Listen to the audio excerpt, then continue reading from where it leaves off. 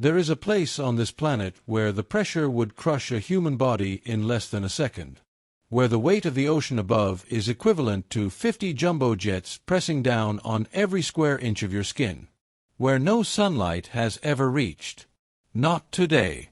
Not 1,000 years ago. Not ever.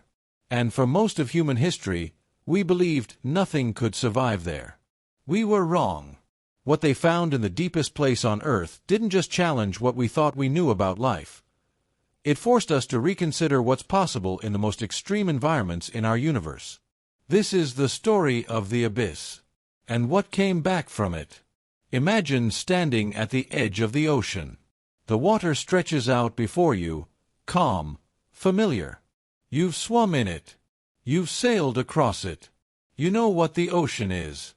But you don't. Because beneath that surface lies a world so alien, so incomprehensibly hostile, that we've sent more people to the moon than to its deepest point. The Mariana Trench. A scar in the Earth's crust so deep that if you dropped Mount Everest into it, the peak would still be more than a mile underwater. For decades, scientists debated whether life could even exist down there. The pressure alone seemed insurmountable. At the bottom of the trench, the water presses down with a force of over 16,000 pounds per square inch. To put that in perspective, if you took a submarine designed for typical ocean exploration and sent it to the deepest part of the trench, it would implode before it got halfway there. And yet, someone had to try. January 23, 1960. Two men climbed into a steel sphere barely large enough to stand in. The walls were 7 inches thick. The single window was made of plexiglass strong enough to withstand a direct hit from a wrecking ball. Jacques Piccard and Walsh were about to attempt something no human had ever done. They were going to the bottom. The descent took nearly 5 hours. As they dropped, the sunlight above them faded to twilight, then to black.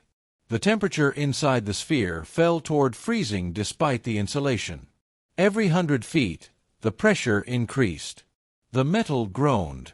At one point, they heard a loud crack. Something had broken. They didn't know what. They couldn't see outside. They couldn't turn back to check. They could only keep descending. And then, at 35,797 feet below the surface, they touched down. They were deeper than any human had ever been. Deeper than the deepest point in the Atlantic. Deeper than the trenches of the Indian Ocean. They were at the absolute bottom of the world. And through that tiny window, in the beam of their exterior light, they saw something moving. A flatfish. And a shrimp. Life. It would be more than 50 years before anyone went back. But to understand why the Mariana Trench exists at all, you have to understand something fundamental about the planet beneath your feet. The Earth is not solid. Yes, the ground feels stable. The continents seem permanent. But beneath the crust, the planet is in constant, violent motion. The surface of the Earth is broken into massive plates, fragments of crust floating on a layer of molten rock. These plates drift, collide, slide beneath one another. And when one plate is forced under another, it doesn't just disappear. It descends. Slowly. Relentlessly. Carving a wound in the ocean floor. This is called a subduction zone. The Mariana Trench is where the Pacific Plate is being dragged beneath the smaller Philippine Plate. It's been happening for millions of years. And it's still happening now. Every year, the trench grows, shifts, changes. And every year, the pressure at the bottom becomes just a little bit more impossible. This isn't just a random hole in the ocean. It's a glimpse into the machinery of the planet itself. The same forces that create the trench also trigger earthquakes, build volcanic islands, reshape entire coastlines. The Mariana Trench is where the Earth is eating itself. And in that process, it's created something we still don't fully understand. Let's go down. Not in a submarine. Not in a pressurized sphere. But in your mind. Layer by layer. Because the ocean doesn't transition gradually. It changes. In stages. Each one removing something you thought was essential. At the surface, everything is familiar. Light dances on the water. Fish dart in schools. The temperature is comfortable. But drop just 200 feet, and the light begins to fade. The blues deepen. The water cools. This is called the epipelagic zone, the sunlight zone, and it's the only part of the ocean most people ever see. Keep going. At 600 feet, the light is nearly gone. You've entered the twilight zone, the mesopelagic. The water is darker than dusk, colder than you've ever felt. The pressure has tripled. Strange shapes drift past. Fish with enormous eyes evolved to capture every last photon. Bioluminescent creatures that glow in the darkness, using light as a language we're only beginning to decode. And you're barely 10% of the way down. At 3,000 feet, there is no light. None. The sun might as well not exist. You've entered the midnight zone, the bathypelagic. The pressure here would collapse your lungs instantly. The cold would stop your heart. And yet, life persists. Jellies, squid, fish with teeth like needles and bodies as soft as the water around them. But we're not done. At 13,000 feet, you reach the abyssal zone. The abyss. Here, the ocean floor begins. Vast plains of sediment stretch in every direction, covered in the remains of everything that has ever died in the water above. Bones, shells, particles of organic matter drifting down like snow. This is deeper than any mountain is tall. And still, we haven't reached the bottom. Because beyond the abyss lies something deeper. The Hadal Zone. Named after Hades, the ancient Greek underworld. This is the realm of the trenches. At 20,000 feet, the walls of the Mariana Trench begin to close in. The floor drops away beneath you, plunging into darkness so absolute that even your imagination struggles to comprehend it.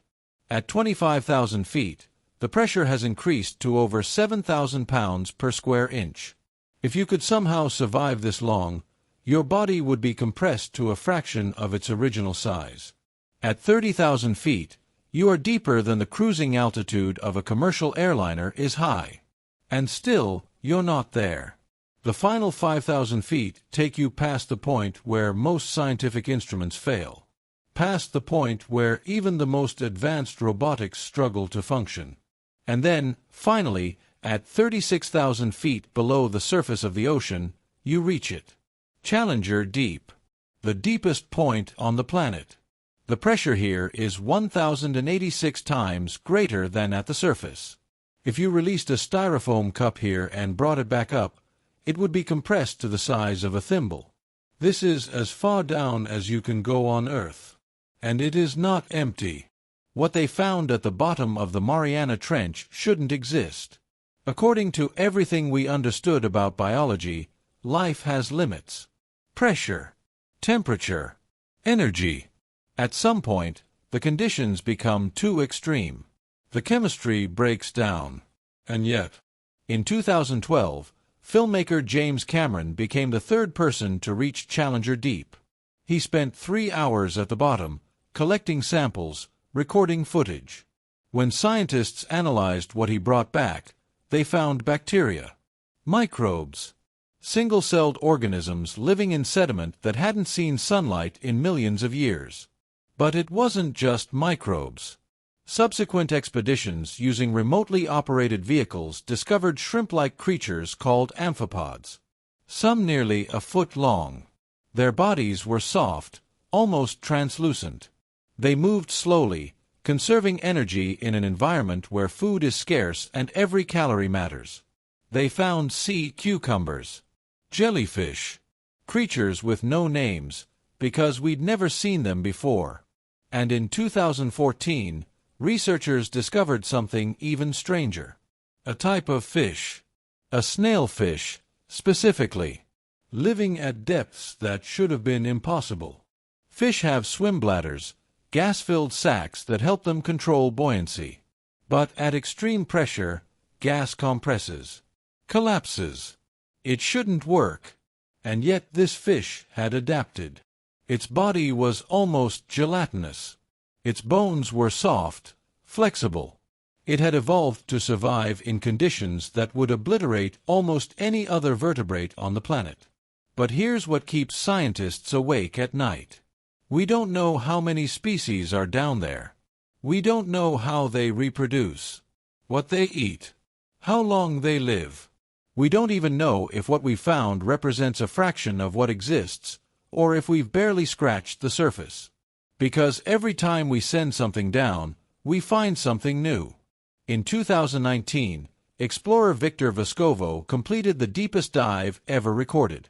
He went 35,853 feet down into the trench.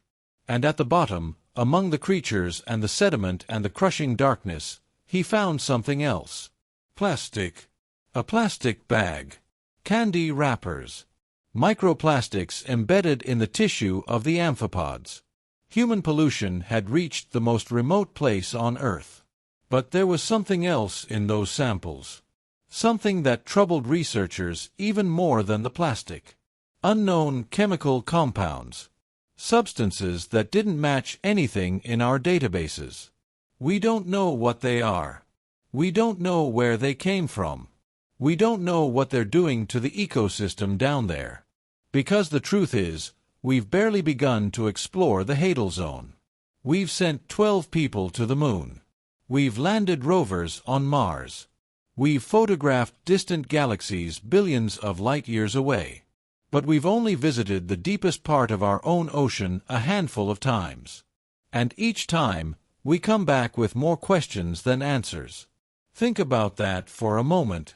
Right now, beneath the surface of the ocean, there are mountain ranges we've never mapped, valleys we've never explored, ecosystems we've never documented. There are creatures down there that have never seen light, that have never been seen by human eyes, that have evolved in isolation for millions of years. We know more about the surface of Mars than we do about the deep ocean. We've spent billions of dollars searching for life on other planets, while an entire world exists right here, in the darkest corners of our own. And every time we look, we find something that changes what we thought was possible. Microbes that survive by eating chemicals instead of relying on sunlight. Fish that thrive under pressure that would crush steel. Ecosystems that exist in complete isolation, powered by thermal vents and chemical reactions we're only beginning to understand. The Mariana Trench isn't just the deepest place on Earth. It's a window into the limits of life itself. And we've barely looked through it. So here's the question. If life can survive in the most extreme environment on our planet, in crushing pressure, total darkness, near freezing temperatures, what else might be down there? What might be living in the trenches we haven't explored? In the caves and crevices we haven't mapped? In the vast stretches of the Hadal Zone that remain completely untouched by human presence? We've found fish where there shouldn't be fish. We've found complex life where we expected only bacteria. What's waiting in the places we haven't looked yet? And if life can adapt to conditions this extreme on Earth, what might be possible in the oceans beneath the ice of Europa? In the methane seas of Titan? In environments we haven't even imagined yet? The deepest place on Earth isn't just a location. It's a reminder that our planet still has secrets, that there are places we've never been, things we've never seen, questions we don't even know how to ask yet. We stand on the shore and look up at the stars, wondering if we're alone in the universe. But maybe the better question is, what's down there, in the darkness beneath our feet, that we still don't know about our own world?